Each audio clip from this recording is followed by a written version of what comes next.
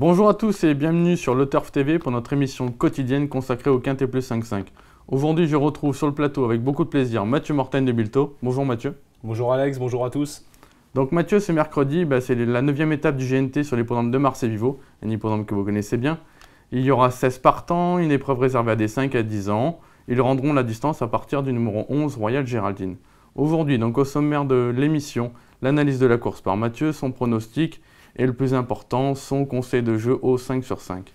Mathieu, étape du GNT à Marseille-Vivo, un tourniquet que vous connaissez bien. Parlez-nous un peu de cette piste.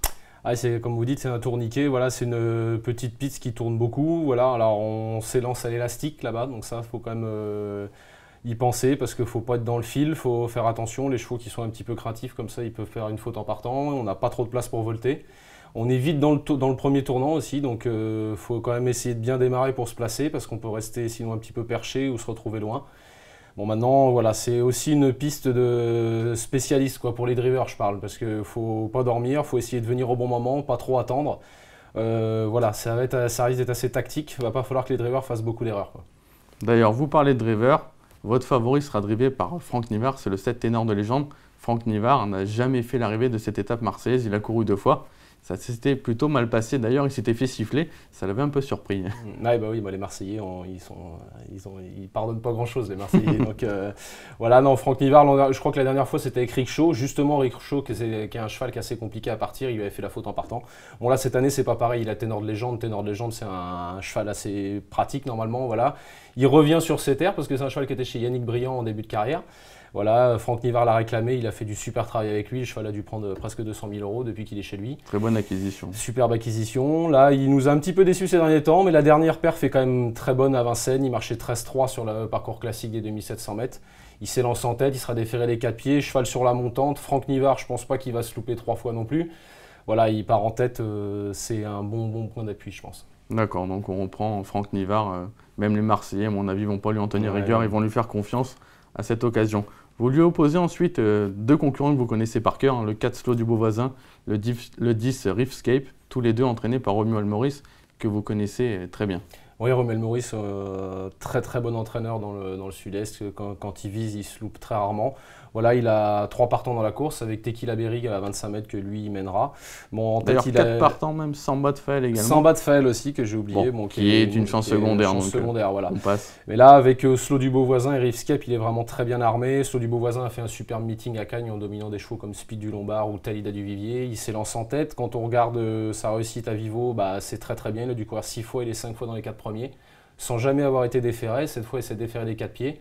Il a franchi un cap, il le défère depuis cet été des 4. Depuis qu'il fait ça, le cheval répète ses courses et fait des super valeurs.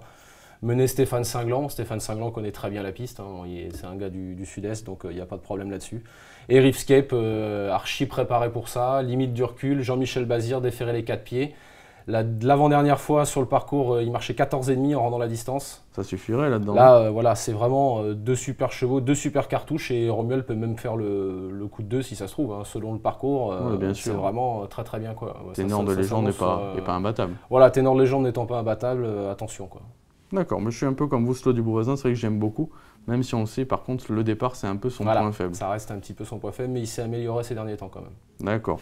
En 4e position, vous placez le numéro 11, Royal Géraldine. Elle, c'est la seule qui est bien placée au niveau du circuit du GNT cette année, qui fait le déplacement. Elle est 8e, elle a 17 points. Si elle venait à gagner, elle passerait 2e. Maintenant, on le sait, c'est pas trop une gauchère, non? Voilà, c'est pas trop une gauchère, bien qu'elle ait déjà gagné à gauche. Mais bon, on le sait, l'avant-dernière course à Anguin, où c'était la note, elle était 5e. Elle s'était un peu cassée en deux dans le dernier tournant.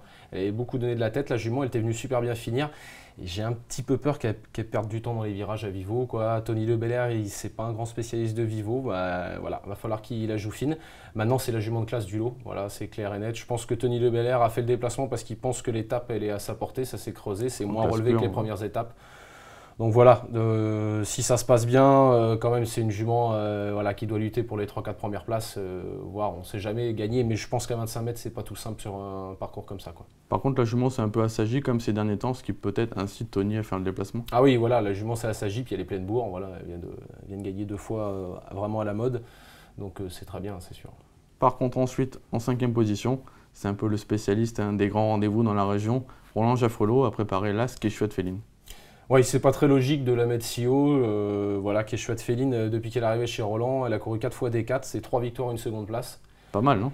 Ah, c'est pas mal, voilà, elle a gagné de 1600 mètres jusqu'à 3008, voilà, donc elle fait un peu tous les parcours. Et puis quand on se penche sur le problème, pour aller devant, il n'y a pas grand monde. Roland Jaffrelot, lui, il part en tête, il va pas se faire prier, je pense qu'il va prendre tête-corde.